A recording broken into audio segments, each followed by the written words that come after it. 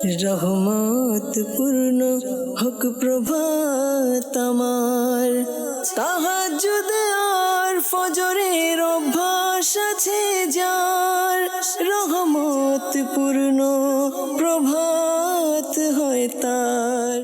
আলহামদুলিল্লাহি রাব্বিল আলামিন, আসসালাতু ওয়াসসালামু আলা সাইয়্যিদিল মুরসালিন, আম্মা বা'দু, আউযু বিল্লাহি মিনাশ শাইতানির রাজীম, বিসমিল্লাহির রহমানির রহিম।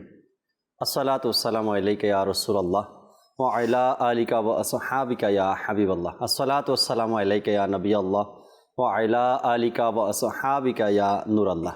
মাদানী চ্যানেলের দর্শক শ্রোতা, আলহামদুলিল্লাহ আরও একবার উপস্থিত হয়েছি রহমতপূর্ণ প্রভাত নিয়ে। যে যেখান থেকে আমাদের অনুষ্ঠান দেখছেন, দূরে কিংবা কাছে, দেশে কিংবা প্রবাসে, সকল দর্শককে জানাই আন্তরিক মোবারকবাদ। রহমতপূর্ণ প্রভাত অনুষ্ঠানে ইনশাআল্লাহ তাআলা আজকে কোরআনে পাকের তেলাওয়াত শুনব, হামদে বারি তাআলা, নাতে রাসূলে মকবুল সাল্লাল্লাহু তাআলা আলাইহি ওয়াসাল্লাম। এর পাশাপাশি একটি বিষয় নিয়েছি আলোচনা করার জন্য, নেকির দাওয়াত দেওয়ার জন্য, ভালো কিছু কথা আপনাদের পর্যন্ত পৌঁছানোর জন্য। ইনশাআল্লাহ আল্লাহ চায় চমৎকার কিছু আলোচনা হবে, কিছু কথা কোরআন ও হাদিস থেকে জানতে পারবো, মহান ব্যক্তিদের আলোচনা শুনতে পারবো আজকের এই অনুষ্ঠানে। নবী রাহমাত শফি উম্মাত সাল্লাল্লাহু তাআলা আলাইহি ওয়াসাল্লামের আলিশান ফরমান, যে ব্যক্তি জুমার দিন আমার উপর 80 বার দুরূদ শরীফ পাঠ করবে, আল্লাহ তাবারক ওয়া তাআলা ওই ব্যক্তির 80 বছরের গুনাহকে ক্ষমা করে দিবেন। সাল্লু আলাল হাবিব সাল্লাল্লাহু তাআলা আলা মুহাম্মদ সাল্লাল্লাহু তাআলা আলাইহি ওয়াসাল্লাম। চলুন দর্শক, দেরি না করে অনুষ্ঠানের শুরুতে কোরআনে পাকের তেলাওয়াত শ্রবণ করি। এরপর আজকের যে বিষয় নিয়েছি তা আপনাদেরকে জানাবো। এরপর ইনশাআল্লাহ তাআলা হামদে বারি তাআলাও শুনবো আমরা। জি, আমাদের সাথে কোরআনে পাকের তেলাওয়াত রয়েছে।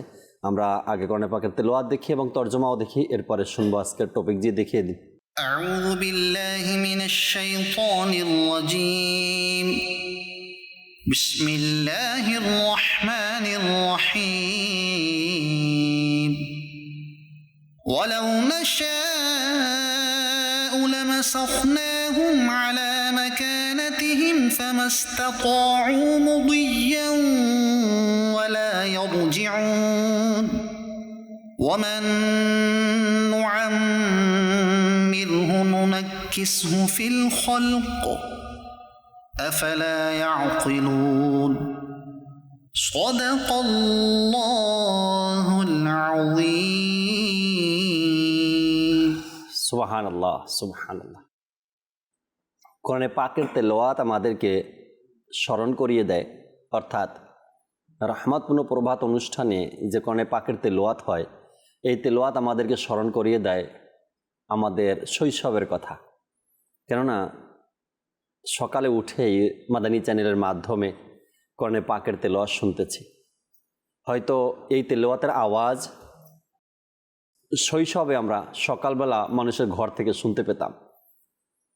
দিন যত বদলায়, দুনিয়ার আপডেট আর ডিজিটাল দুনিয়ার নামে এবং সময়ের ব্যস্ততার নাম দিয়ে আজ আমাদের থেকে এই মহান কোরআনে পাকের তেলাওয়াতের আওয়াজটা সকালবেলা আর আমরা পাইনি। তারপরও কিছু লোক এখনও আছে, আল্লাহ তাআলার দয়ায় তারা সকালে উঠে কোরআনে পাকের তেলাওয়াত করেন, কোরআনকে আঁকড়ে ধরেন। মাঝে মধ্যে ঘর থেকে বের হলে সকালবেলা ফয়জানে মদিনাতে আসার সময় এক দুইটি দোকানকে দেখি, বা দোকান বাজের সামনে, যেখানে মসজিদের বারান্দায় বসে আল্লাহর বান্দারা কোরআনে পাকের তেলাওয়াত করছে সকাল সকাল। প্রতিদিন কোনো না কোনো আয়াতে কারিমা, কোনো না কোনো সূরা অথবা নেক আমল রিসালার অনুযায়ী প্রতিদিন যদি 3 আয়াত কোরআনে পাকের তরজমা, তাফসির এগুলো পড়ার সুযোগ হয়, তবে আল্লাহ চায় ইনশাআল্লাহ তাআলা কোরআনের সাথে আমাদের দৈনিক এক সম্পর্ক থাকবে। দর্শক, হামদে বারি তাআলা শুনবো। এর আগে আজকের যে বিষয় নিয়েছি তা নিয়ে কিছু কথা বলি, আপনাদেরকে জানাই আজকের বিষয় কি নিয়েছি ইনশাআল্লাহ তাবারাক ওয়া তাআলা। এরপর হামদে বারি তাআলাও শুনবো। আজ বিষয় রেখেছি সিদ্দিক আকবর রাদিয়াল্লাহু তাআলা আনহুর খোদাবিতি। আল্লাহ চায় নিয়ে আলোচনা করার জন্য স্টুডিওতে আছেন আজকে আব্দুল মুত্তালিব মাদানী আত্তারি ভাই এবং আছেন নূর হোসেন ভাই। আল্লাহ চাই ইনশাআল্লাহ তাআলা সিদ্দিক আকবর রাদিয়াল্লাহু তাআলা আনহুর খোদাবিতি নিয়ে কিছু আলোচনা শুনব এবং তার ফয়েজ ও বরকত অর্জন করব এবং তার জীবনী থেকে আমরা কিছু শিক্ষাও গ্রহণ করব। চলুন আলোচনায় যাওয়ার পূর্বে আমির হামজা ভাই আমাদের সাথে আছেন, আমরা একটি হামদে বারি তাআলা শ্রবণ করি, এরপর আল্লাহ চাই আজকের এই বিষয় নিয়ে আমরা কথা বলবো আর ইনশাআল্লাহ তাআলা। জি হুজুর। صلوا على الحبيب صلى الله تعالى على محمد صلى الله تعالى عليه وسلم صلى الله عليك يا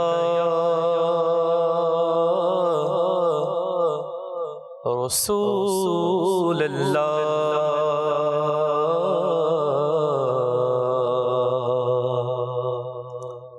وسلم عليك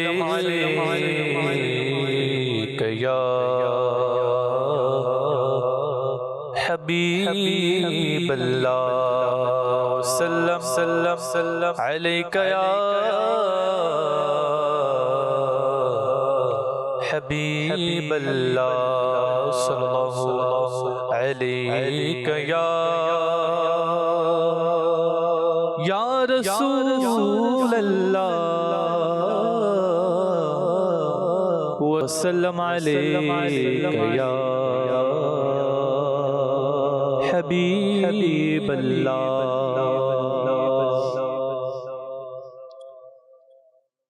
الله والله الله لا إله إلا هو الله الله الله لا إله إلا هو الله الله الله لا إله إلا هو الله الله الله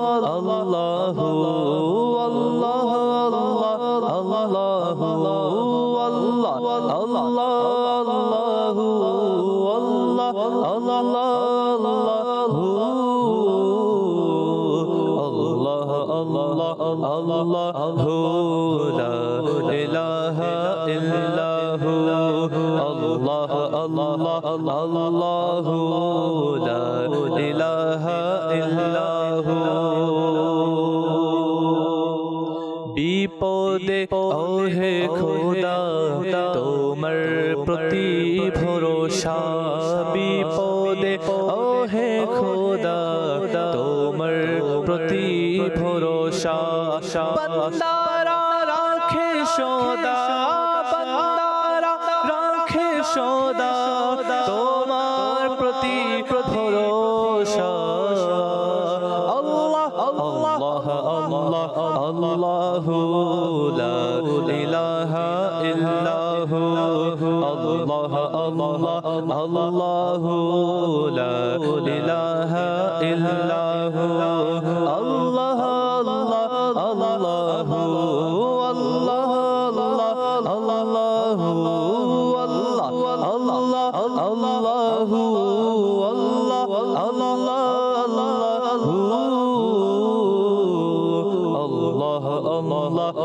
Allahu la ilaha illahu Allah Allah Allahu la ilaha illahu কষ্টে নিপতিত দুঃখে জর্জরিত কষ্টে নিপতিত দুঃখে জর্জরিত যতই থাকুক না ব্যথা, যতই থাকুক না ব্যথা তোমার প্রতি ভরসা। আল্লাহ আল্লাহ আল্লাহ আল্লাহু লা ইলাহা ইল্লাহু আল্লাহ আল্লাহ আল্লাহু লা ইলাহা ইল্লাহু আল্লাহ আল্লাহ আল্লাহু লা ইলাহা হু আল্লাহ আল্লাহ আল্লাহু আল্লাহ আল্লাহ আল্লাহু আল্লাহ আল্লাহ আল্লাহু আল্লাহ আল্লাহ আল্লাহু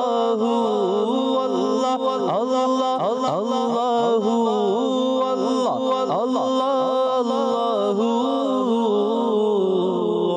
আল্লাহ আল্লাহ আল্লাহু লা ইলাহা ইল্লাহু আল্লাহু লা ইলাহা ইল্লাহু আল্লাহ আল্লাহ আল্লাহু লা ইলাহা ইল্লাহু আল্লাহ আল্লাহ আল্লাহু লা ইলাহা ইল্লাহু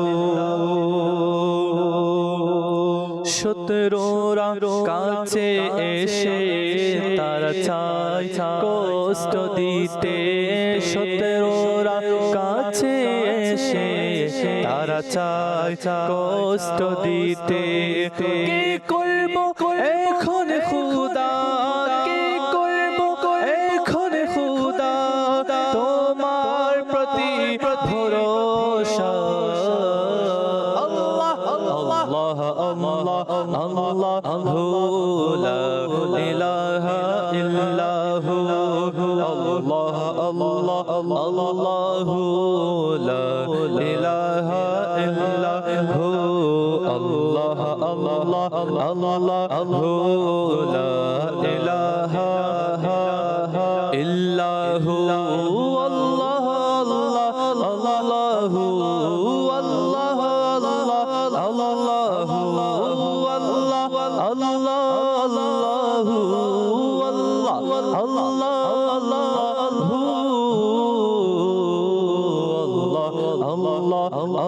আল্লাহু লা ইলাহা ইল্লাহু আল্লাহ আল্লাহ আল্লাহু লা ইলাহা ইল্লাহু আল্লাহ আল্লাহ আল্লাহু লা ইলাহা ইল্লাহু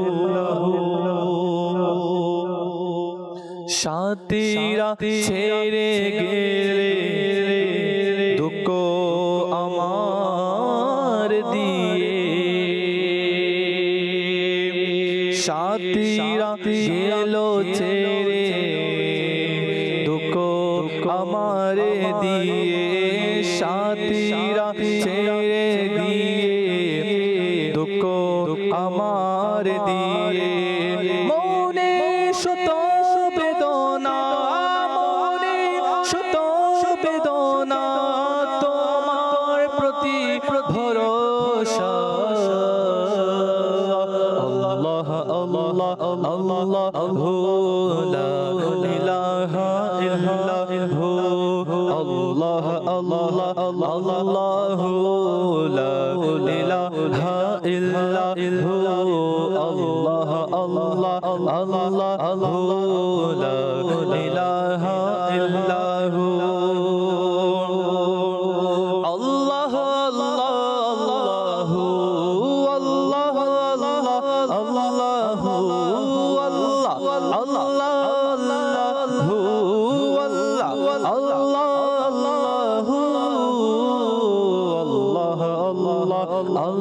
আল্লাহু লা ইলাহা ইল্লাহু আল্লাহ আল্লাহ আল্লাহু লা ইলাহা ইল্লাহু সুবহানাল্লাহ সুবহানাল্লাহ। আল্লাহ তাবারক ওয়া তাআলার প্রশংসা হামদ পাঠ করা জিকির করা এটা অনেক বড় দয়া যে আল্লাহ তাআলা সেই তৌফিক সেই সুযোগ আমাদেরকে দিয়েছেন। শুকরিয়া আদায় করা উচিত এ নিয়েও কি মাওলা তুমি তোমার জিকির করার তোমার প্রশংসা করার তৌফিক আমাকে দিয়েছো। দর্শক, আজকের যে বিষয় নিয়েছি সিদ্দিক আকবর রাদিয়াল্লাহু তাআলা আনহুর খোদাবেদি। হয়তো আমরা বারংবার একটি কথা শুনে আসছি, যার ইলম বেশি আল্লাহ তাআলার ভয়ও তার কাছে বেশি। আর সিদ্দিক আকবর তো ওই মহান ব্যক্তি ইসলামের শুরু থেকেই যিনি আল্লাহ রসুল সাল্লাল্লাহু আলাইহি সাল্লামের সংস্পর্শে থেকে ইলম অর্জন করেছেন।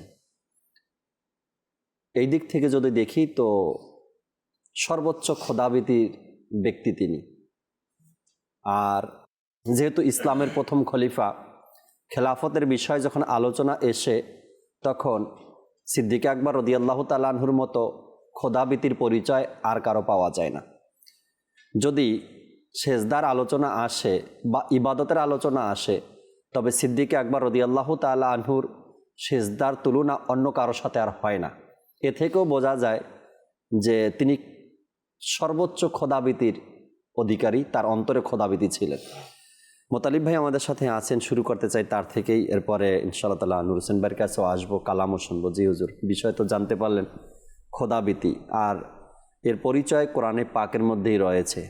জ্ঞানীরাই আল্লাহকে বেশি ভয় করে, আর সিদ্দিকে আকবরের মতন জ্ঞানী আর কে হতে পারে, যিনি স্বয়ং আল্লাহ রসুল থেকে জ্ঞান অর্জন করেছেন, আর সকল সাহাবিদের ঊর্ধ্বে। ওই হিসাবে তার খৌফে খোদাটাও এই রকমেরই, এই লেভেলেরই ছিল। কিছু যদি আলোচনা এ বিষয়ে শোনাতেন আমাদের। আলহামদুলিল্লাহি রাব্বিল আলামিন ওয়াসসালাতু ওয়াসসালামু আলা সাইয়্যিদিল মুরসালিন আম্মা বা'দ ফাআউযু বিল্লাহি মিনাশ শাইতানির রাজিম বিসমিল্লাহির রহমানির রহিম। যেমনটা আপনি বলেছেন, প্রত্যেকটি কথা কোরআন ও হাদিসের সাথে মিল, এবং কোরআন ও হাদিসেই এই সার্টিফিকেটগুলো সিদ্দিক আকবর রাদিয়াল্লাহু তাআলা আনহুকে দেওয়া হয়েছে।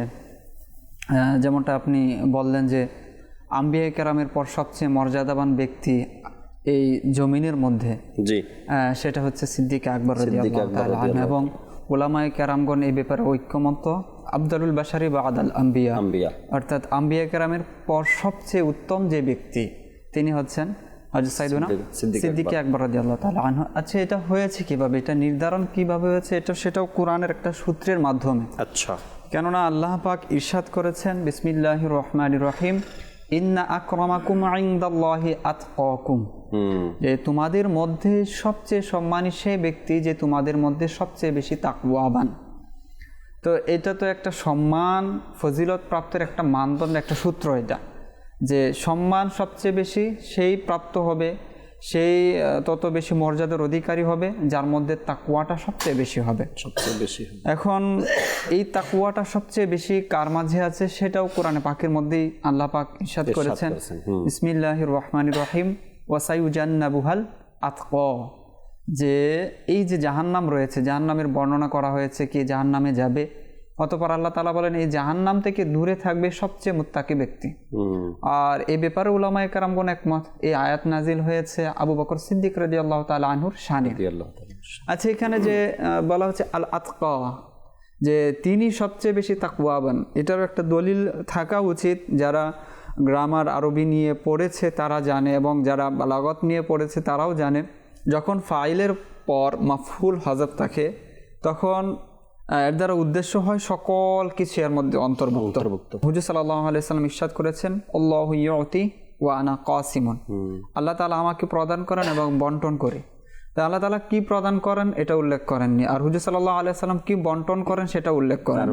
তো এইভাবেই সূত্রটা সেট করা, যখন মাফউল হযফ থাকে অর্থাৎ কি বন্টন করবে সেই বিষয়টা এখানে উল্লেখ নেই।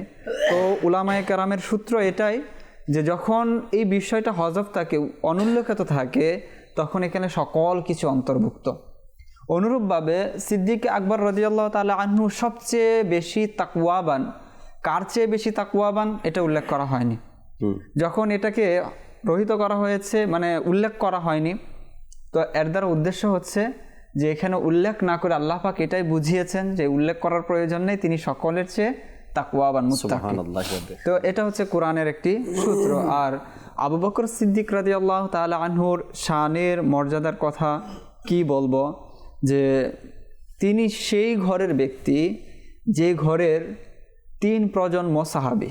সুবহানাল্লাহ। আর সাহাবী এটা ছোটখাটো কোনো শানের ব্যাপার না, সাহাবী হচ্ছে সেই মর্যাদার বিষয় যে শুধু এই লকবটা অর্জন করেছে আর কোনো কিছু করেনি, তার জন্য জান্নাত, জান্নাতের প্রতিশ্রুতি আল্লাহ পাক দিয়ে দিয়েছেন।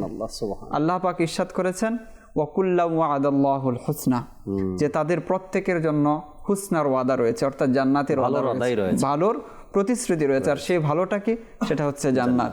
আল্লাহ পাক তাদের ব্যাপারে ইরশাদ করেছেন রাদিয়াল্লাহু আনহুম ওয়া রাদু আন, যে আল্লাহ পাকের পক্ষ থেকে সার্টিফিকেট যে তাদের প্রতি আল্লাহ সন্তুষ্ট এবং তারাও আল্লাহর প্রতি কি সন্তুষ্ট রয়েছে।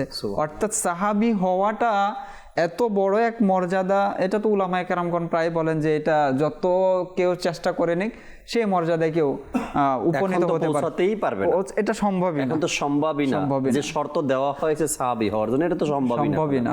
এবং এই ব্যাপারে যখন আমরা আল্লামা ইবনে হাজার আসকালানী রাহমাতুল্লাহ তাআলা আলাইহির কিতাব পড়ি যে সাহাবী হওয়ার যে শর্তগুলো এটা খুবই চমৎকারভাবে স্পষ্ট হয়ে যায় যে এটা আসলে কেউ যদি স্বপ্নে হুজুর সাল্লাল্লাহু আলাইহি ওয়াসাল্লামকে দেখে নেয়, যে আমিও তো দেখেছি এবং হাদিসে পাকের মধ্যেও এসেছে যে আমাকে স্বপ্নে দেখলো, হুজুর সাল্লাল্লাহু আলাইহি ওয়াসাল্লাম ইরশাদ করেছেন সে যেন প্রকৃতপক্ষে দেখলো।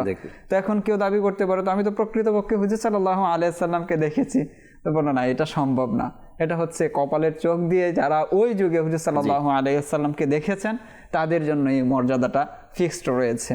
তো এই যে কোরআন ও হাদিসের মধ্যে যে সাহাবায়ে কেরামের যে এক মর্যাদা রয়েছে, তো তার 3 প্রজন্ম সেই মর্যাদা পেয়েছেন। সুবহানাল্লাহ। তার পিতামাতা সাহাবী সিদ্দিক আকবর রাদিয়াল্লাহু তাআলা আনহু তো সকল সাহাবীদের সরদার। তার মেয়ে দেখেন উম্মুল মুমিনিন হযরত সাইয়্যিদাতুনা আয়েশা সিদ্দিকা রাদিয়াল্লাহু তাআলা আনহা, আসমা বিনতে আবু বকরের নাম কে না জানে। তারপরে হচ্ছে তার যে সন্তান রয়েছে আব্দুর রহমান, মুহাম্মদ বিন আবু বকর, আব্দুর রহমান বিন আবু বকর, তো তারা ইতিহাসের এক উজ্জ্বল নক্ষত্র। তো ওই গড়ের যিনি প্রধান তিনি হচ্ছেন হযরত সাইয়্যিদুনা সিদ্দিক আকবর রাদিয়াল্লাহু তাআলা আনহু। আর সিদ্দিক আকবর রাদিয়াল্লাহু তাআলা আনহুর যে ইলমের ব্যাপারে বললেন যে আল্লাহ তাআলাকে সেই সবচেয়ে বেশি ভয় করে যার মাঝে ইলম যত বেশি। হুজুর সাল্লাল্লাহু আলাইহি ওয়াসাল্লাম তো নিজেই বলেছেন যে আনা মদিনাতুল ইলমি ওয়া আলিয়ুন বাবুহা, যে আমি হচ্ছে ইলমের শহর আর আলী হচ্ছে সেই শহরের দরজা। হুজুর সাল্লাল্লাহু আলাইহি ওয়াসাল্লাম যে ইলমের শহর, সেই শহরের সাথে সবচেয়ে বেশি সম্পর্ক কার ছিল? সিদ্দিক আকবর রাদিয়াল্লাহু তাআলা। আপনি যদি বলেন যে এই ঢাকা শহরের আমি বাসিন্দা, এই ঢাকা শহর যখন থেকে শুরু হয়েছে তখন থেকে আমি ঢাকা শহর, তো ঢাকা শহরের পাইটু ইতিহাস শুরু থেকে শেষ পর্যন্ত সবকিছু আমার জানা আছে। যে প্রাচীন যারা বয়স্ক আছেন 70-80 বছর ধরে ঢাকা শহরে আছেন, তিনি ঢাকা শহরের সবকিছু কি ভালোভাবে জানেন। অনুরূপভাবে হুজুর সাল্লাল্লাহু আলাইহি ওয়াসাল্লামের যে ইলমের শহর, এই ইলমের শহরের সাথে সবচেয়ে যে ঘনিষ্ঠ সম্পর্ক সেটা হচ্ছে হযরত সাইয়্যিদুনা আবু বকর সিদ্দিক রাদিয়াল্লাহু তাআলা আনহু। হুজুর সাল্লাল্লাহু আলাইহি ওয়াসাল্লাম উপস্থিত, হুজুর সাল্লাল্লাহু আলাইহি ওয়াসাল্লাম হিজরত করবেন। তো এই যে ঘনিষ্ঠ সময়গুলোতে সবচেয়ে বেশি কাছে যে ব্যক্তি ছিলেন তিনি হচ্ছেন হযরত সাইয়্যিদুনা সিদ্দিক আকবর রাদিয়াল্লাহু তাআলা আনহু। এমনকি ওই সময় যখন কেউ ছিল না, যখন সাওর গুহায় হুজুর সাল্লাল্লাহু আলাইহি ওয়াসাল্লাম একা একা ছিলেন, সেই সময়টাতেও আবু বকর সিদ্দিক রাদিয়াল্লাহু তাআলা আনহু হুজুর সাল্লাল্লাহু আলাইহি ওয়াসাল্লামের সাথে ছিলেন। সুতরাং ইলমের শহর থেকে সবচেয়ে বেশি ইলম যিনি অর্জন করেছেন সেটা হচ্ছে হযরত সাইয়্যিদুনা সিদ্দিক আকবর রাদিয়াল্লাহু তাআলা আনহু। তো এই দিক থেকেও বোঝা যায়, এই সূত্র যদি আমরা সেট করি যে সবচেয়ে বেশি আল্লাহ তাআলাকে ভয় কে করে। যেমন আল্লাহ তাআলা তো বলেছেন ইন্নামা ইয়াখশাল্লাহা মিন ইবাদিহিল উলামা, যে আল্লাহ তাআলাকে ভয় করে আলিম যারা আছে তারাই। তো সবচেয়ে বড় আলিম কে? হুজুর সাল্লাল্লাহু আলাইহি ওয়াসাল্লাম থেকে সবচেয়ে বেশি কে জ্ঞান আরোহণ করেছে? তো সিদ্দিক আকবর রাদিয়াল্লাহু তাআলা আনহু, তিনি যেহেতু হুজুর সাল্লাল্লাহু আলাইহি ওয়াসাল্লামের হিজরতের সময়টা একা একা হুজুর সাল্লাল্লাহু আলাইহি ওয়াসাল্লামের সাথে ছিলেন, দেখেছেন, গুহার মধ্যে একা ছিলেন, যে এই ঘটনা কোরআন পাকের মধ্যে বর্ণিত হয়েছে। হুজুর সাল্লাল্লাহু আলাইহি ওয়াসাল্লামের সাথে যে হৃদ্যতা ছিল, যে বন্ধুত্ব ছিল, সেই 18 বছর বয়স থেকে একদম সেই 63 বছর যতদিন হুজুর সাল্লাল্লাহু আলাইহি ওয়াসাল্লাম বাহ্যিক হায়াতে ছিলেন। তো এই যে এক সম্পর্ক, হুজুর সাল্লাল্লাহু আলাইহি ওয়াসাল্লামের সবকিছু জানাই তো হাদিস, হুজুর সাল্লাল্লাহু আলাইহি ওয়াসাল্লাম কি বলেছেন সেটাই তো জ্ঞান, সেটাই তো ইলম। কার মধ্যে সেটা সবচেয়ে বেশি? সিদ্দিক আকবর রাদিয়াল্লাহু তাআলা আনহু। আমরা আরেকটা দিক দেখি যে সিদ্দিক আকবর রাদিয়াল্লাহু তাআলা আনহুর ঘর থেকে এমন মুফতিয়া দুনিয়াবাসী দেখেছে বা যার হাদিস পড়ছে, সিদ্দিক আকবর রাদিয়াল্লাহু তাআলা আনহুর শাহজাদি আয়েশা সিদ্দিকা রাদিয়াল্লাহু তাআলা আনহা ওই জমানার সবচাইতে বড় মুফতিয়া তিনি ছিলেন। যত ধরনের মাসলা মাসাইল তার থেকে মানুষ জানতো, যত ধরনের সমস্যার সমাধান তার থেকে জানতো। আর তিনি যে বাবার ঘরে জন্মগ্রহণ করেছেন, সেই মেয়ের যদি হয় এই অবস্থা, আচ্ছা ওই জমানায় তো আর আমাদের মতো এমন ছিল না, ইলম অর্জন করার জন্য কোনো প্রতিষ্ঠান ছিল না। যা ইলম অর্জন করার সিদ্দিক আকবর রাদিয়াল্লাহু তাআলা আনহু নিজের বাবা থেকেই করছেন, আর যা করার হুজুর সাল্লাল্লাহু আলাইহি সাল্লামের সংস্পর্শে আসার পরে হুজুর সাল্লাল্লাহু আলাইহি সাল্লাম থেকেই করছেন। তো যেই সন্তানের ইলমের প্রখরতা এত যে ওই জমানার বড় মুফতিয়া ছিলেন, ঠিক আছে না? তো ওই তার বাবার ইলম কেমন ছিল? সুবহান, আপনি খুব চমৎকার একটি বিষয়ের দিকে আসলে করেছেন যে হযরত সাইয়েদাতুনা আয়েশা সিদ্দিকা হুজুর সাল্লাল্লাহু আলাইহি ওয়াসাল্লামের সাথে যে সম্পর্কটা সেটা বেশি দিন না, প্রায় 10 বছর। তো 10 বছর থাকার কারণে তিনি ছিলেন ওই যুগের মুফতিয়া, অর্থাৎ সাহাবায়ে কেরামও আয়েশা সিদ্দিকা রাদিয়াল্লাহু তাআলা আনহার কাছে মাসআলার জন্য যেতেন যে এই মাসআলার সমাধান কি হবে। আর আবু বকর সিদ্দিক রাদিয়াল্লাহু তাআলা আনহু তো সম্পূর্ণ জীবনী হুজুর সাল্লাল্লাহু আলাইহি ওয়াসাল্লামের সাথে অতিবাহিত করেছেন, তো তার ইলমের পরিধিটা কিরকম হতে পারে। একটা বিষয় এখানে অ্যাড করব যে হুজুর সাল্লাল্লাহু আলাইহি ওয়াসাল্লাম আবু বকর সিদ্দিক রাদিয়াল্লাহু তাআলা আনহুর ব্যাপারে বলেছেন সাহাবায়ে কেরামদের উদ্দেশ্য করে।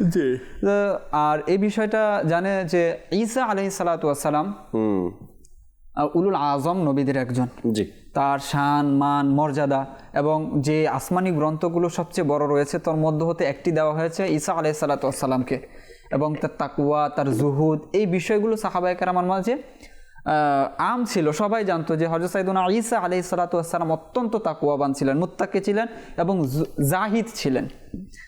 তো সাহাবায়ে কেরামের মাঝে এটা আকাঙ্ক্ষা ছিল যে এত বড় জাহিদ, এত বড় মুত্তাকি ঈসা আলাইহিস সালাতু ওয়াস সালাম, তো এটা তো আসলে কেউ অর্জন করতে পারবে না। তো হুজুর সাল্লাল্লাহু আলাইহি ওয়াসাল্লাম একদিন সাহাবায়ে কেরামদের উদ্দেশ্য করে বললেন, মানসাররাহু আলা মিসলি ঈসা ফি যুহুদি ফালিয়ানজুর ইলাইহি। আচ্ছা, যে ব্যক্তিকে এই বিষয়টি আনন্দিত করে যে সে জুহুদের ক্ষেত্রে ঈসা আলাইহিস সালাতু ওয়াস সালামের মিসাল কাউকে, অনুরূপ কাউকে দেখবে, জুহুদের ক্ষেত্রে ঈসা আলাইহিস সালাতু ওয়াস সালামের মতো কাউকে দেখবে, ফালিয়ানজুর ইলাইহি, সে যেন আবু বকরকে দেখে। আল্লাহ আল্লাহ আল্লাহ আল্লাহ আল্লাহ সুবহানাল্লাহ। তো আবু বকর সিদ্দিক রাদিয়াল্লাহু তাআলা আনহুর তাকওয়া, তার যে জুহুদ, এই বিষয়টা কিন্তু এখানে ফুটে ওঠে। এখন একটা আপত্তির জবাব এই জায়গায় যে আমরা যখন দেখি হাদিসের ক্ষেত্রে সবচেয়ে বেশি আবু বকর সিদ্দিক রাদিয়াল্লাহু তাআলা আনহু সাল্লাল্লাহু আলাইহি ওয়াসাল্লামের সাথে ছিলেন, আপনি সফর হোক বা ঘরে হোক, শহরের মধ্যে অবস্থানরত অবস্থায় হোক, সবচেয়ে বেশি কে সান্নিধ্য পেয়েছে? সিদ্দিক আকবর রাদিয়াল্লাহু তাআলা আনহু। সেই তুলনায় তো সবচেয়ে বেশি হাদিস বর্ণনা করার কথা ছিল আবু বকর সিদ্দিক রাদিয়াল্লাহু তাআলা আনহু, তিনি কেন বর্ণনা করেননি?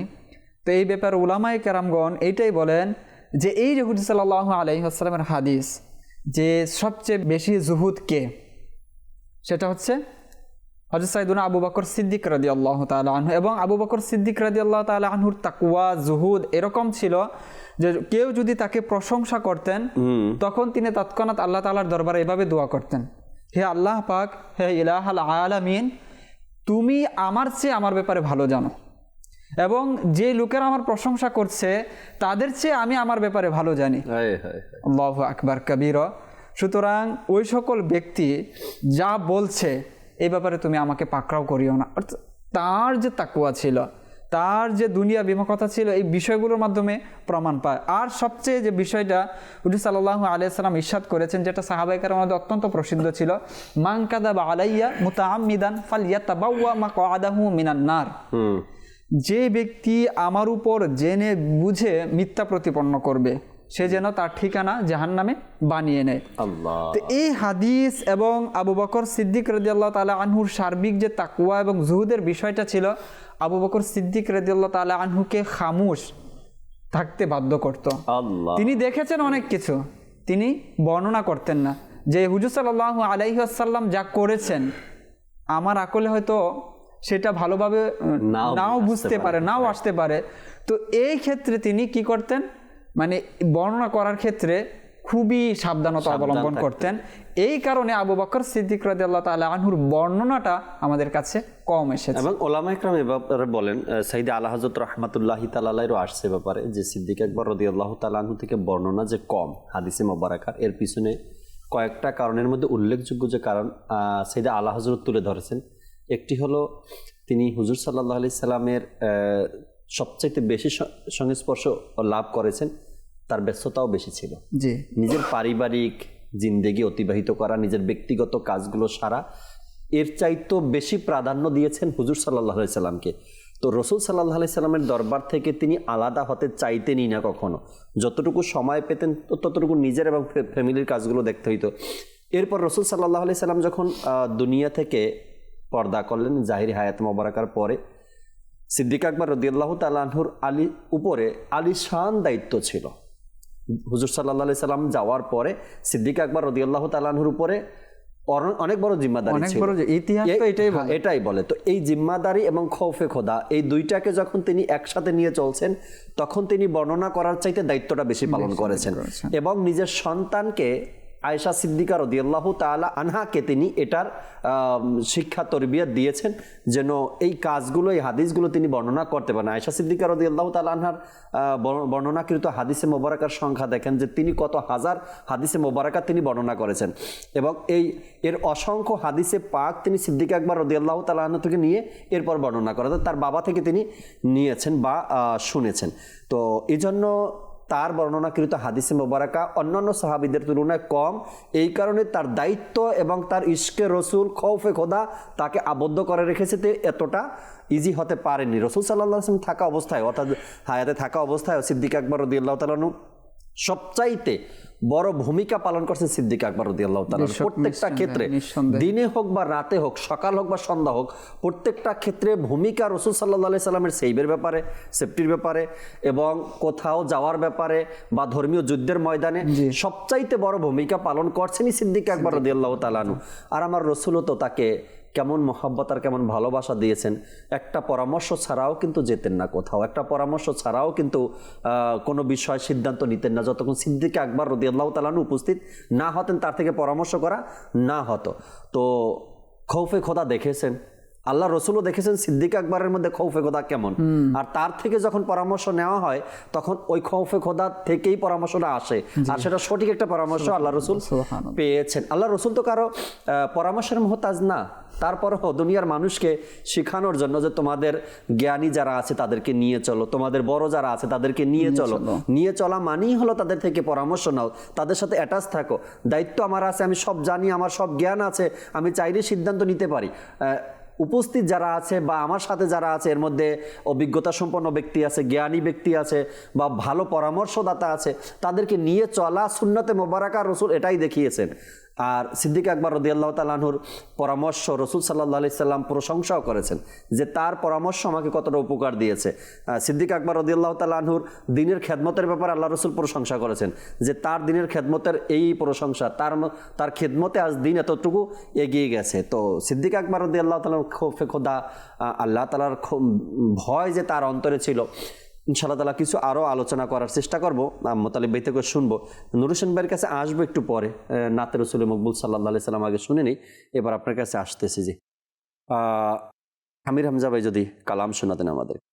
বলবো কারে মনের ব্যথা, বলবো কারে মনের ব্যথা, তুমি থাকতে নবী যাব আমি বলো কোথায় যাব আমি বলো কোথায়, তুমি থাকতে নবী যাব আমি বলো কোথায় যাব আমি বলো কোথায়, তুমি থাকতে নবী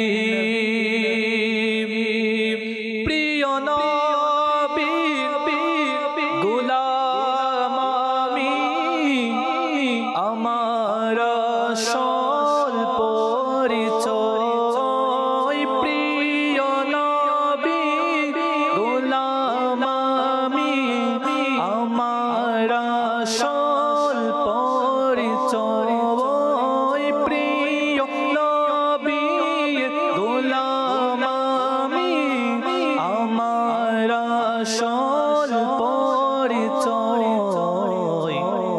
ভয় করি না কাউকে আমি, ভয় করি না কাউকে আমি, তুমি থাকতে নবী ভয় করি না কাউকে আমি, তুমি থাকতে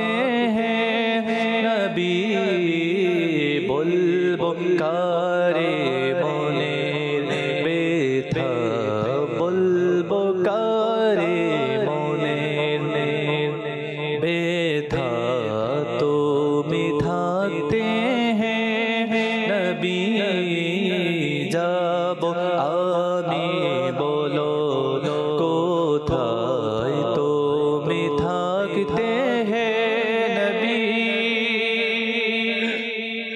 প্রিয় নবী গোলাম আমি আমার আসল পরিচয় হতে পারে না কখনো হবে না তা কোনো দিন হতে পারে না কখনো হবে না তা কোনো দিন বিপদ আসবে আমার কাছে বিপদ আসবে আমার কাছে তুমি থাকতে নবী বিপদ আসবে আমার কাছে তুমি থাকতে নবী বলবো কারে মনের ব্যথা বলবো কারে মনের ব্যথা তুমি থাকতে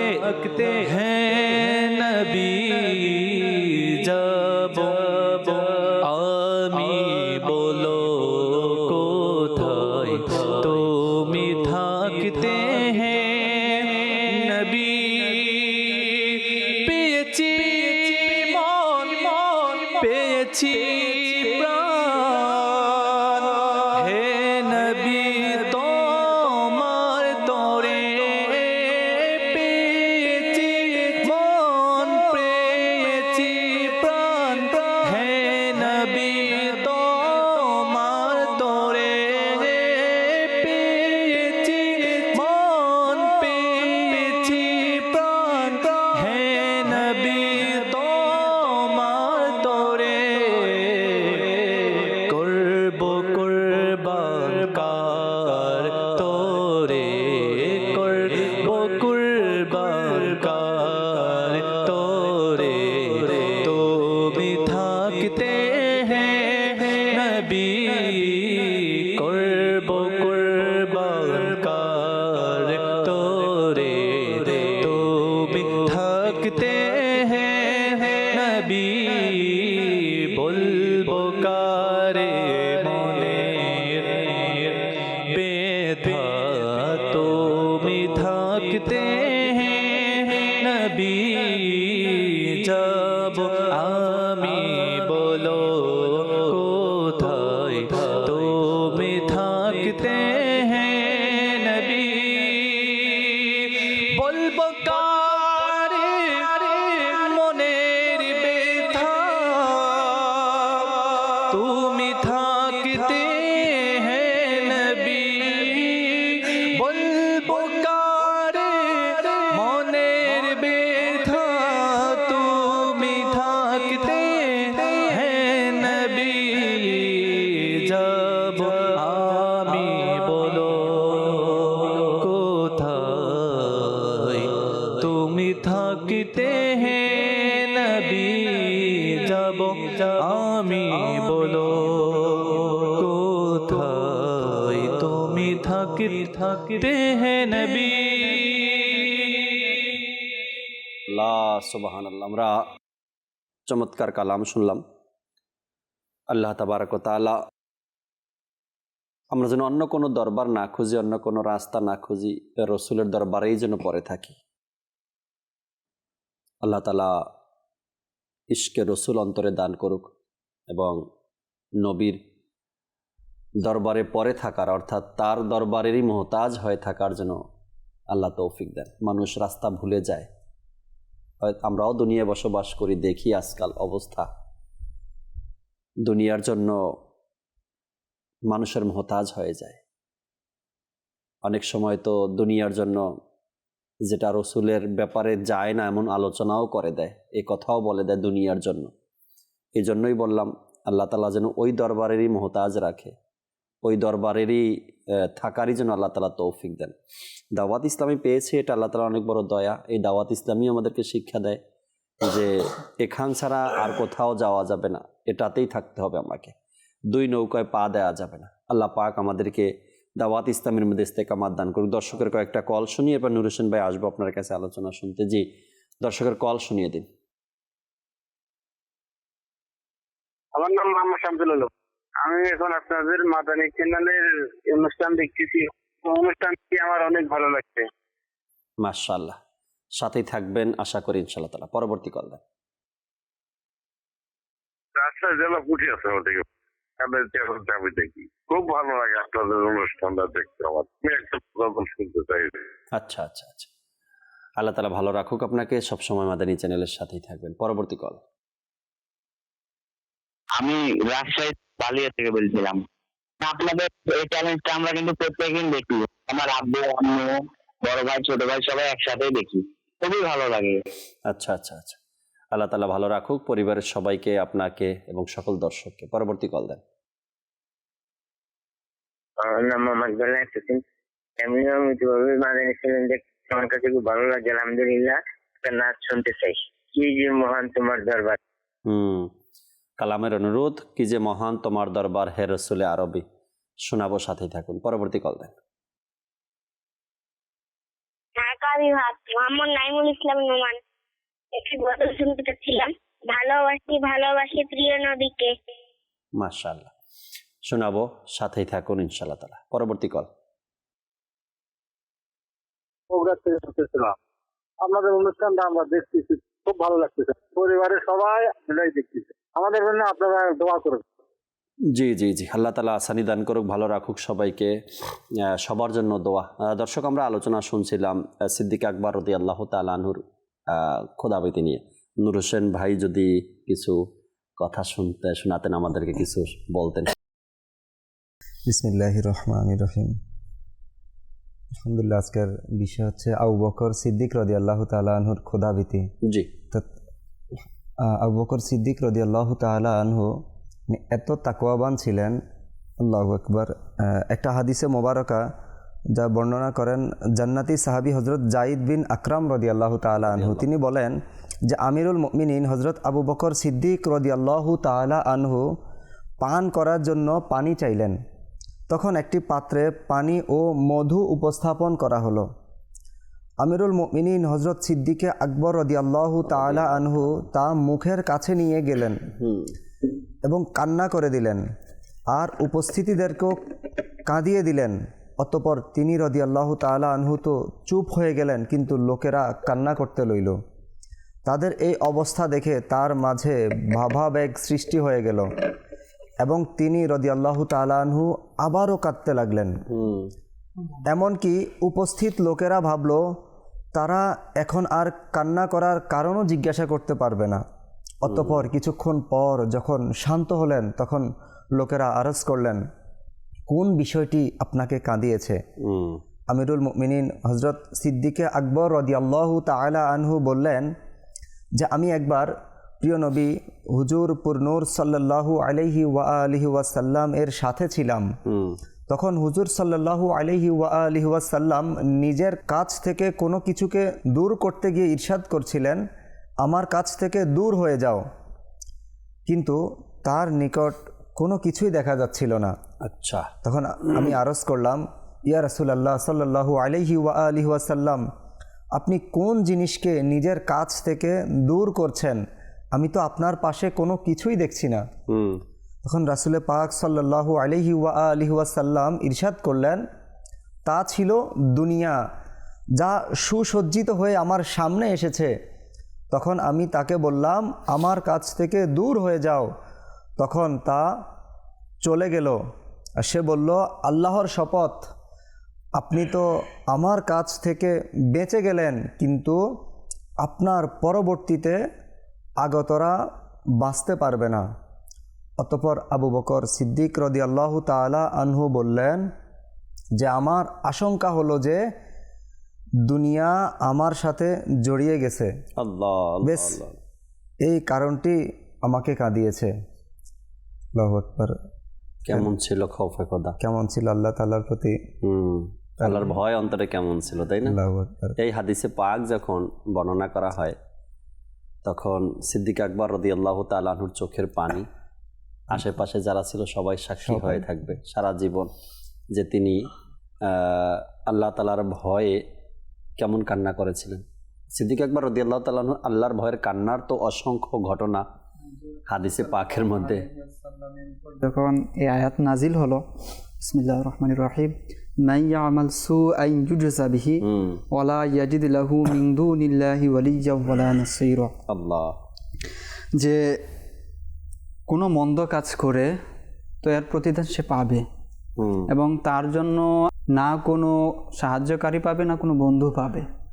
এই আয়াত যখন নাজিল হলো, সিদ্দিক আকবর রাদিয়াল্লাহু তাআলা আনহুর অবস্থা এরকম হলো যে মনে হচ্ছে তার কোমর ভেঙে গেছে, উঠতে পারছে না। অর্থাৎ এইভাবেই যেন কিছুটা চললেন। তো হুজুর সাল্লাল্লাহু আলাইহি ওয়াসাল্লাম এই আয়াত বললেন যে আমার উপরে আয়াত নাজিল হয়েছে এবং এর অর্থ, তখন তার এই ভাবাবেগ এই অবস্থা তৈরি হয়। তখন হুজুর সাল্লাল্লাহু আলাইহি ওয়াসাল্লাম তাকে সুসংবাদ প্রদান করেন। সুবহানাল্লাহ। একটা হচ্ছে তার খৌফে খোদা, আয়াত শোনার পরপরই এরকম মনে যে কোমরের হাড় ভেঙে গেছে। অর্থাৎ আয়াতের তাৎপর্য, আল্লাহ তাআলার প্রতি তাদের ভয়, তাদের কিরকম ছিল। তো হুজুর সাল্লাল্লাহু আলাইহি ওয়াসাল্লাম তাকে সুসংবাদ প্রদান করলেন যে তুমি এবং তোমার মতো যারা আছে, তোমার বন্ধু যারা আছে, আল্লাহ পাক তাদেরকে দুনিয়ার মধ্যেই যা পরীক্ষা করার পরীক্ষা করে নেবেন, এবং কিয়ামতের দিন তাদেরকে আল্লাহ পাক কী করে দিবেন? মুক্ত করে দিবেন। তারা হচ্ছে কিয়ামতের দিন আজাদ। আর যাদের কি হচ্ছে, পরীক্ষা হচ্ছে না, বাহ্যিকভাবে দেখছে যে বাস খুব স্বাচ্ছন্দ্যে জীবন অতিবাহিত করছে, তো তাদের জন্য কি হচ্ছে, জমা হচ্ছে এই বিষয়গুলো আখিরাতের দিন এগুলো পাকড়াও করা হবে।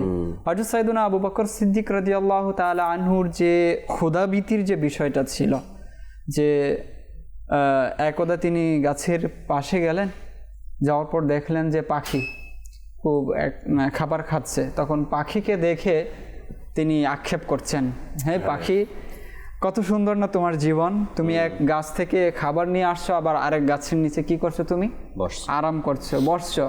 তো আল্লাহ তাআলার নাজ নিয়ামত তুমি ভোগ করছো, এবং এভাবেও তুমি কি করবে, তুমি তোমার গন্তব্যে পৌঁছে যাবে, আর তোমার থেকে কোনো হিসাব নেওয়া হবে না। হায় আফসোস, আমি যদি পাখি হতাম। তাদের যে ভয় ছিল, তিনি যখন কোনো বৃক্ষ দেখতেন, গাছ দেখতেন, তো সেটাকে দেখেও তিনি আফসোস করতেন, আক্ষেপ করতেন, আমি যদি এই গাছ হতাম আর মানুষ এটাকে কেটে তার কাজে ব্যয় করে নিত, আর আমার কোনো হিসাব হতো না। আমি যদি গাছের ফল হতাম, আমি যদি তরুলতা হতাম। তো এইভাবে তার যে এক ভয় ছিল আল্লাহ তাআলার প্রতি, যে আমি মানুষ হিসেবে জন্মেছি, এর প্রশ্ন আমাকে করা হবে। আল্লাহ তাআলা তো কোরআনে পাকের মধ্যে ইরশাদ করেছেন, সুম্মা লা তুসআলুন্না ইয়াওমা ইদিন আনিন নাঈম, যে ওই দিন মানুষকে তার প্রত্যেকটি নিয়ামত সম্পর্কে প্রশ্ন করা হবে। এই যে কোরআনের আয়াত, যে আমি মানুষ হিসাবে জন্মেছি, আল্লাহ পাক আমাকে আকল দিয়েছেন, বিবেক দিয়েছেন, তার মানে কি হবে, এই যে আকল, এই যে বিবেক দিয়েছেন, এখন এই নিয়ামতগুলো আমি ভোগ করছি, কিয়ামতের দিন এর প্রত্যেকটা বিষয়ের আমার থেকে হিসাব নেওয়া হবে। তো যারা এই বিষয়টাকে যত বেশি অনুধাবন করে, তাদের ভয় কিন্তু তত বেশি। সিদ্দিক আকবর রাদিয়াল্লাহু তাআলা আনহুর চেয়ে কোরআনের জ্ঞান কার বেশি ছিল? যেমনটা শুরুতে আমরা আলোচনা করছিলাম যে তিনি জ্ঞান শিখেছেন হুজুর সাল্লাল্লাহু আলাইহি ওয়াসাল্লামের কাছ থেকে। এমন ঘটনাও এসেছে যে তিনি সাহাবায়ে কেরামকে প্রশ্ন করেছেন যে বলতো আল্লাযীনা ক্বালু রাব্বুনাল্লাহু সুম্মা ইসতাকামু, এবং আরো একটি আয়াত এসেছে যে আল্লাযীনা আমানু ওয়া লাম ইয়ালবিসু ঈমানাহুম বিযুলমিন, অর্থাৎ যারা ঈমান এনেছে এবং তার ঈমানকে জুলুমের সাথে মিশ্রিত করেনি। এই যে দুই আয়াত, আল্লাযীনা ক্বালু রাব্বুনাল্লাহ, যারা আল্লাহ তাআলাকে এই বলে সাক্ষ্য দিয়েছে যে আল্লাহ তাআলা আমার রব, সুম্মা ইসতাকামু, অতঃপর এটার উপর অবিচল রয়েছে। এবং যে দ্বিতীয় আয়াত, যারা ঈমান এনেছে এবং এই ঈমানের সাথে জুলুমকে একত্রিত করেনি। এই দুই আয়াতের অর্থ কি তোমরা আমাকে বলো। তো সাহাবায়ে কেরামকে তিনি প্রশ্ন করছেন। আচ্ছা, তো সাহাবায়ে কেরামগণ বললেন আল্লাযীনা ক্বালু রাব্বুনাল্লাহ সুম্মা ইসতাকামু, এর অর্থ তো এটাই যে যারা আল্লাহ তাআলাকে স্বীকৃতি দিয়েছে, অতঃপর আল্লাহ তাআলার সাথে শরিক করেনি এবং অন্য কোনো ধর্মের প্রতি সে ফিরে যায়নি, এর অর্থ তো এটাই বুঝে আসছে। তো বললেন না, এর অর্থ এটা নয়। যারা মুখ দিয়ে একবার বলে দিয়েছে আল্লাযীনা ক্বালু রাব্বুনা আল্লাহ, যে আমার রব আল্লাহ তাআলাই, এর অর্থ হচ্ছে তার সকল কিছু ভরসা সে আল্লাহ তাআলার উপর করছে, যে আমি আমার ডাইনে বায়ে কোনো কিছুই এখন আমার কি নয়, আমি মুহতাজ নই, আমার যা প্রয়োজন সব আমার রব আমাকে দিবেন, আমার যা কিছু দরকার আমার রব থেকে আমি পাবো। এই যে তার আয়াতের এই অর্থটা নেওয়াই কিন্তু দেখেন, যখন তাবুকের যুদ্ধে সম্পদের প্রয়োজন হলো তখন তিনি সব কিছু নিয়ে চলে আসলেন, যে ঘরে কি রেখে এসেছি, আল্লাহ এবং তার রসুলের মহাব্বত। এই আয়াত থেকে তিনি নিয়েছেন যে আমার জন্য এখন আল্লাহ তাআলাই যথেষ্ট, আল্লাহ তাআলার উপর আমার ভরসা। তিনি বললেন এই আয়াতের অর্থ হচ্ছে এটা, যে মানুষ আর কারো প্রতি কি করবে না, ভরসা করবে না। দ্বিতীয় আয়াতের যে অর্থ আল্লাযীনা আমানু ওয়া লাম ইয়ালবিসু ঈমানাহুম বিযুলমিন, যে মানুষ তার ঈমানের সাথে কি করবে না, জুলুম করবে না। তো বললেন যে এই আয়াতের অর্থ যদি এটাই নেওয়া হয় তাহলে তো কোনো মানুষই ঈমান এবং জুলুম, যারা প্রকৃত মুমিন, মানে মুমিনের পরিচয় আল্লাহ তাআলা তুলে ধরছেন, যে মুমিন যারা প্রকৃত তারা ঈমান আনার পর আর কোনো গুনাহ করবে না। তো এটা তো তাহলে মুমিন হতে পারবে না বান্দা, কারণ গুনাহ তো বান্দা দ্বারা হয়ে যাবে। আর আল্লাহ তাআলার হাদিসে কুদসির মধ্যেও এটা এসেছে যে বান্দা গুনাহ করতে থাকবে আর আল্লাহ তাআলা মাফ করতে থাকবেন। তো বলেন এর অর্থ তাহলে কি? বলেন এর অর্থ হচ্ছে এটাই যে যা বান্দা যখন একবার ঈমান নিয়ে আসবে তখন সে আর শিরিক করবে না, অর্থাৎ মুমিন শিরিক থেকে দূরে থাকবে, মুমিন শিরিক থেকে দূরে থাকবে। তো সিদ্দিকে আকবর রাদিয়াল্লাহু তাআলা আনহুর কোরআনকে বোঝা, কোরআন অনুধাবন করা, আর যখন বান্দা এই বিষয়গুলো করতে পারে তখন সবচেয়ে বেশি সে খোদাবিতি অর্জন করে, সবচেয়ে বেশি তাকওয়া তার মধ্যে পাওয়া যায়। আর এটা সিদ্দিকে আকবর রাদিয়াল্লাহু তাআলা আনহুর জীবনের মধ্যে, তার ঘটনার মধ্যে পাওয়া যায়। রাইট। এমন এক মহান ব্যক্তির আলোচনা আজ নিয়েছি। যদি খৌফে খোদা নিয়ে আলোচনা করি তো কয়েক পর্ব প্রয়োজন, যদি ইশকে রসুল নিয়ে আলোচনা করি সিদ্দিক আকবরের তো কয়েক পর্ব প্রয়োজন, যদি তার খেলাফত নিয়ে আলোচনা করি কয়েক পর্বের প্রয়োজন। 1-2 পর্বে তার বৈশিষ্ট্যসমূহ আলোচনা করা সম্ভব না। তিনি যে আহলে বায়াতদেরকে ভালোবাসছেন তার পর্বগুলো আলাদা করা দরকার। তো এমন এক মহান ব্যক্তির আলোচনা আজকে খোদাবিতি নিয়ে। আরও কিছু শুনবো, অনুরোধের কালামগুলো শুনি, এরপরে উবাই মোবাল্লিক থেকে শেষ কিছু আলোচনা শোনার আমরা চেষ্টা করবো ইনশাআল্লাহ তাআলা। আমির হামজা ভাই অনুরোধের কালাম ছিল 1-2 পংক্তি করে যদি সব কালামে শোনাতেন।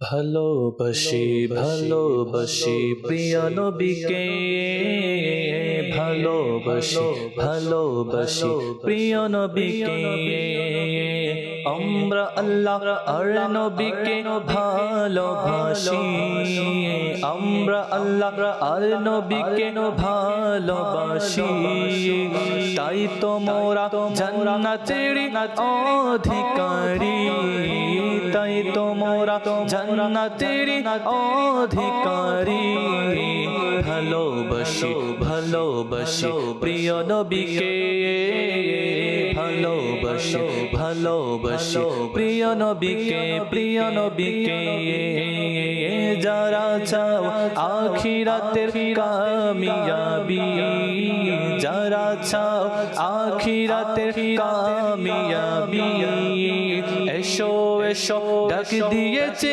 দাওয়াত ইসলামী, এসো এসো ডাক দিয়েছে দাওয়াত ইসলামী, ভালোবাসি ভালোবাসি প্রিয় নবীকে, ভালোবাসি ভালোবাসি প্রিয় নবীকে, প্রিয় নবীকে,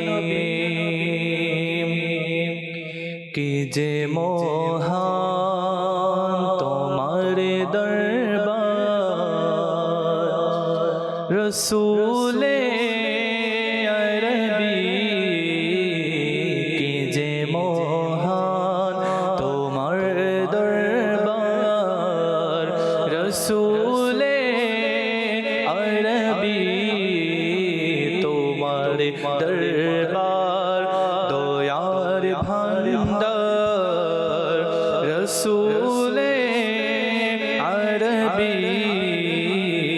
কি যে মহান তোমার দরবার, রসূলে আরবী, তোমার দরবার দয়ার ভান্ডার, রসূলে আরবী।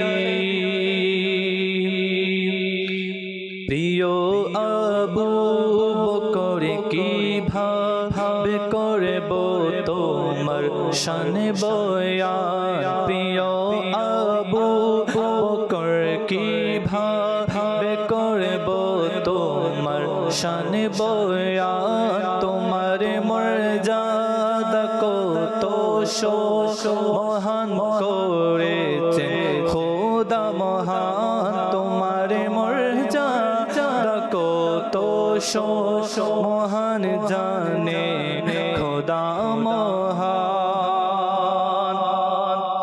নবী রাসূল গণের পরে তুমিও তুমি মহান, যিনি সবার ইমানে জান করেছেন তোমার শান বয়ান, যিনি সবার ইমানে জান করেছেন তোমার শান বয়ান, প্রিয় আবু বকর কিভাবে করব তোমার শান বয়ান, তোমার মর্যাদা কত মহান জানে খোদা মহান, তোমার মর্যাদা কত মহান জানে খোদা মহান।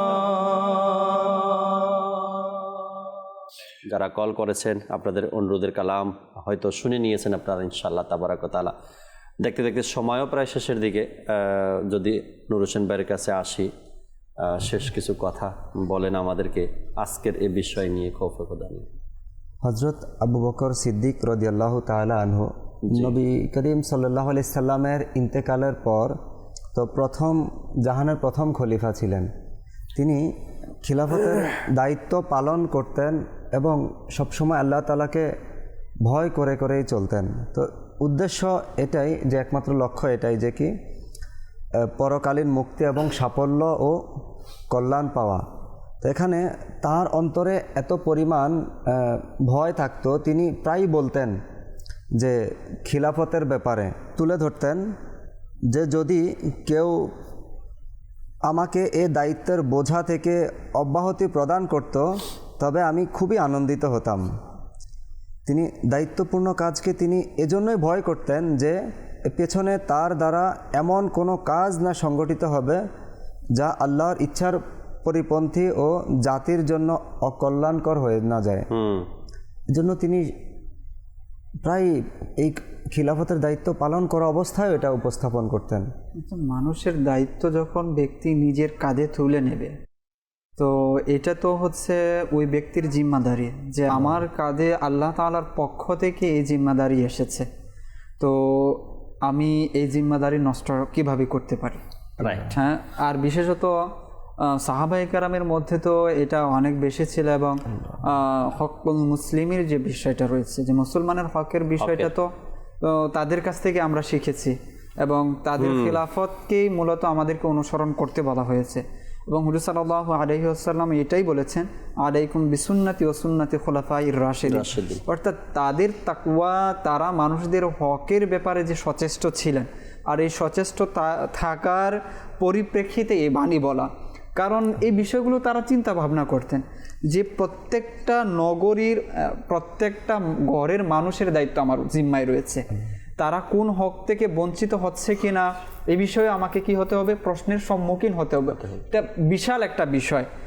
এই জন্য বলা হয় যখন কেউ রাজ্য পরিচালনা করবে, কোনো গ্রাম পরিচালনা করবে, তারা যেন এই সকল ব্যক্তিদের জীবনটা আগে অধ্যয়ন করে আসে, তাহলে সে নিজের জীবনকে বাঁচাতে পারবে। নয়তো সে তো মনে করছে যে আমি হয়তো দুনিয়া একটু ভালো আছি, আমার পরিবার ভালো আছে, মূলত এই ভালো থাকা তো ভালো থাকা নয়। আপনি কয়দিন পরে শেষ নিঃশ্বাস ত্যাগ করবেন এবং পরকালের জীবন আপনার শুরু হবে। ওই জীবনের জন্য আপনি কি করে গেছেন? তো নিজেকে বাঁচানোর জন্য হলেও এই সকল মহান ব্যক্তি যারা আছেন, তারা তো এমনি এমনি বলেননি যে আমার এই দায়িত্বটা যদি কেউ নিয়ে নিত আমার থেকে, তাহলে আমি সানন্দে সেটা কি করতাম, তাকে প্রদান করতাম।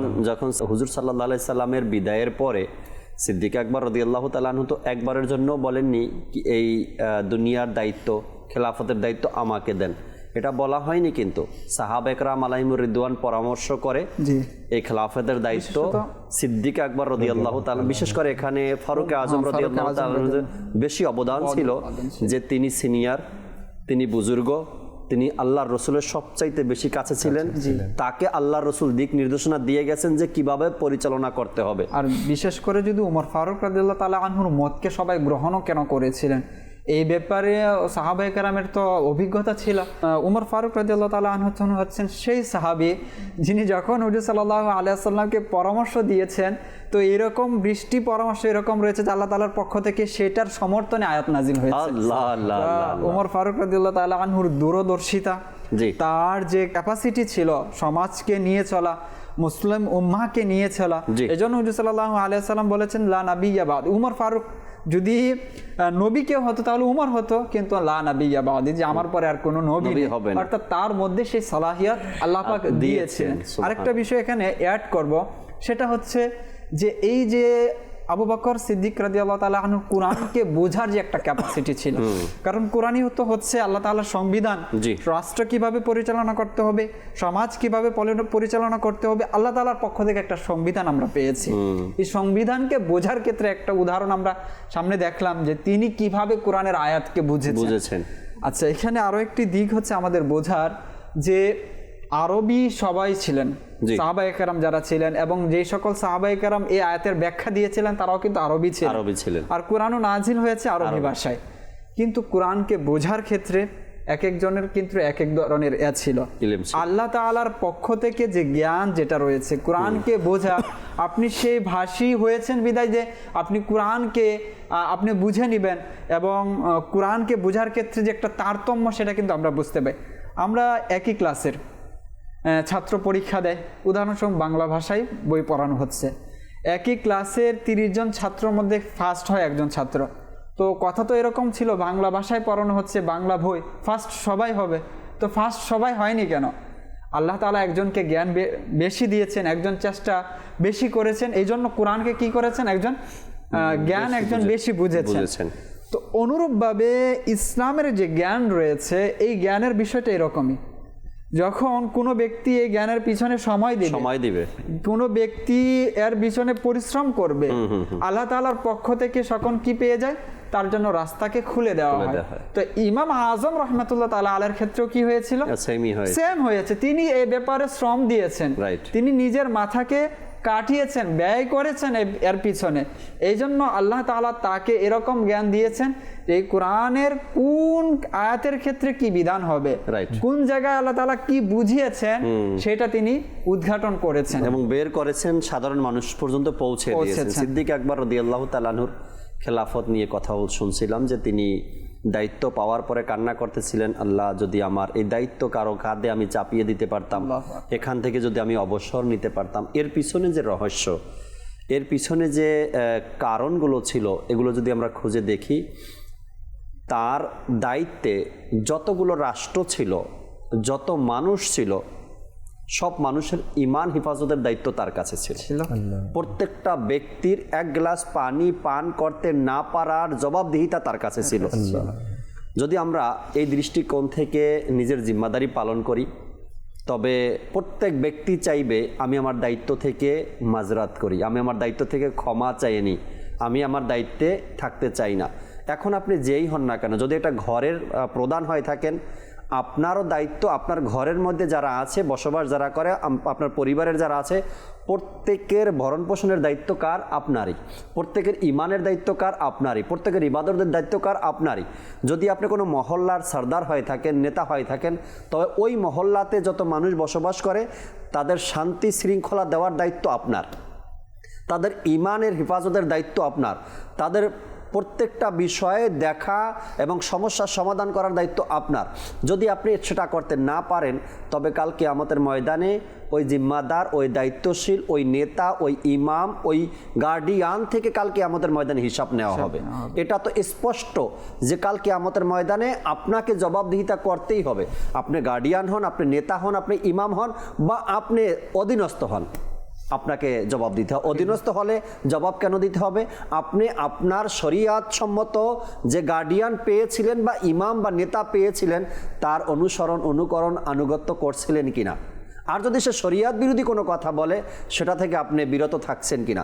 তো আমরা মূলত চলে আসছে এখানে সিদ্দিক আকবর রাদিয়াল্লাহু তাআলা খেলাফত আমার আন্ডারে, আমার দায়িত্ব, আমি তো জোর জবরদস্তি করে আমার স্থানকে আমি দখল করতে চাই, কিন্তু এই দায়িত্ব আমি সঠিকভাবে পালন করতে পারবো কিনা। আবু বকর সিদ্দিক রাদিয়াল্লাহু তাআলা আনহুর যে খেলাফতের জীবনের মধ্যে যে প্রসিদ্ধ একটি ঘটনা আছে, সংসারের যে ব্যয়ভার, জি জি, যে তিনি যখন যাচ্ছিলেন বাজারে ব্যবসার জন্য, যে খেলাফত তো পেয়েছি, তো এর দ্বারা তো আর আমি সংসার পরিচালনা করতে পারবো না, কারণ এটা একটা দায়িত্ব, সংসার আরো একটা দায়িত্ব। তিনি যাচ্ছেন বাজারের দিকে ব্যবসার কাজে। তো ওমর ফারুক রাদিয়াল্লাহু তাআলা আনহু যখন দেখলেন যে তিনি ব্যবসার কাজে যাচ্ছেন, বললেন আপনি যাচ্ছেন কোথায়? যে আমি ব্যবসার কাজে যাচ্ছি, আমার তো সংসারও আছে, খেলাফতের দায়িত্ব দিয়েছে, তো এর মধ্যে তো আমার সংসার চলবে না, আমার সংসারও তো পরিচালনা করতে হবে। তখন তিনি বললেন যে আপনি যে সংসারের দায়িত্বে ব্যস্ত হয়ে যান, সংসার পরিচালনা করতে হবে, এবং আল্লাহ তাআলার পক্ষ থেকে এটা একটা দায়িত্ব, সংসারের যে যারা আছেন তাদের ভরণ পোষণের দায়িত্ব। তো এটা তো খুব কঠিন হয়ে যাবে, খেলাফতও একদিকে এবং সংসারও একদিকে। তখন বললেন যে না, আপনার জন্য একটা সম্মানী ভাতা আমরা দেবো আপনাকে। সিদ্দিক আকবর রাদিয়াল্লাহু তাআলা এই ঘটনা চমৎকারভাবে বর্ণনা করেছেন উলামায়ে কেরাম। সিদ্দিক আকবর প্রথমে চাননি যে আমার ইনকাম সোর্স, আমি যে বাজারে যাব এটা কোনো সাহাবী জানুক। তিনি শুরুতে লুকিয়ে লুকিয়ে বাজারে চলে যেতেন ইনকাম করার জন্য, কিছু করার জন্য।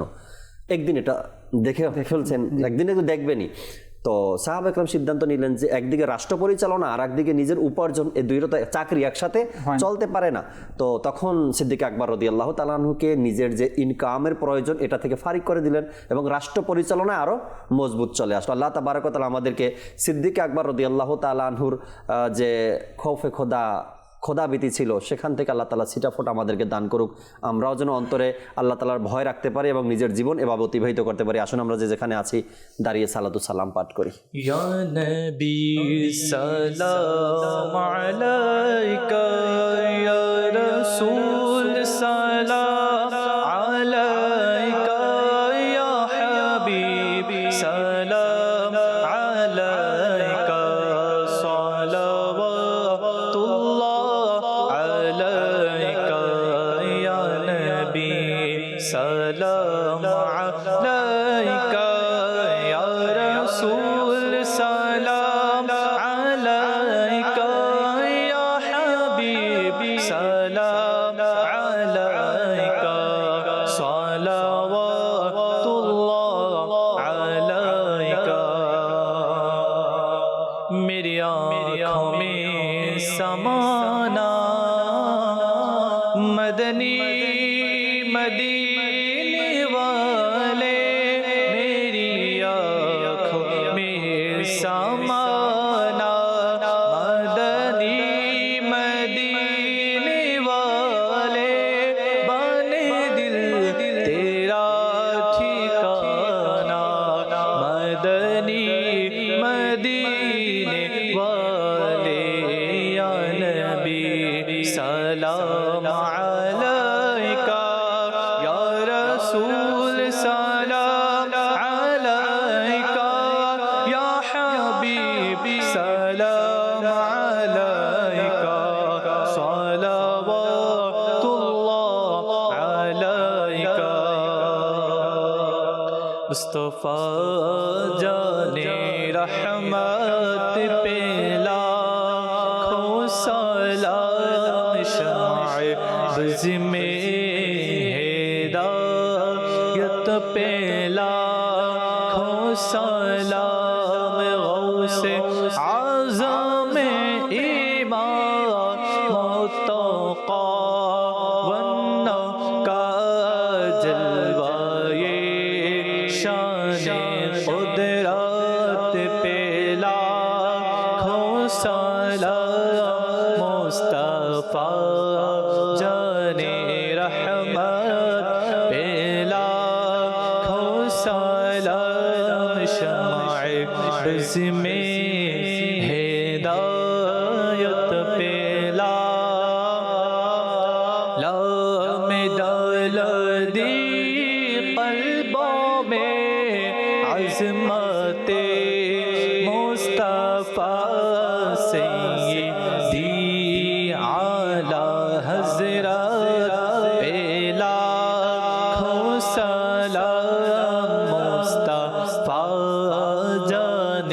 रहमत पे लाखों सलाम शमाए बज़ में हिदायत पे लाम जिसने नेकी की दावत का जज़्बा दिया जिसने नेकी की दावत का जज़्बा दिया उसे आमीरे अहले सुन्नत पे लाखों सलाम मुस्तफा जाने रहमत पे लाम शमए बज़ में हिदायत पे लाखों सलाम। सलातु वस्सलामु अलैका या रसूलल्लाह, सलातु वस्सलामु अलैका या हबीबल्लाह, सुब्हानक अल्लाहुम्मा व बिहम्दिका ला इलाहा इल्ला अंता अस्तगफिरुका व अतूबु इलैक, सुब्हानक अल्लाहुम्मा व बिहम्दिका ला इलाहा इल्ला अंता अस्तगफिरुका व अतूबु इलैक, सुब्हानक अल्लाहुम्मा व बिहम्दिका ला इलाहा इल्ला अंता अस्तगफिरुका व अतूबु इलैक। अस्सलातु वस्सलामु अलैका या नबी अल्लाह व अला आलिका व असहाबिका या नूर अल्लाह, ला इलाहा इल्लल्लाह मुहम्मदुर रसूलुल्लाह। রহমত পূর্ণ হোক প্রভাত আমার, তাহাজ্জুদে আর ফজরের অভ্যাস আছে যার। রহমত পূর্ণ প্রভাত হয় তার।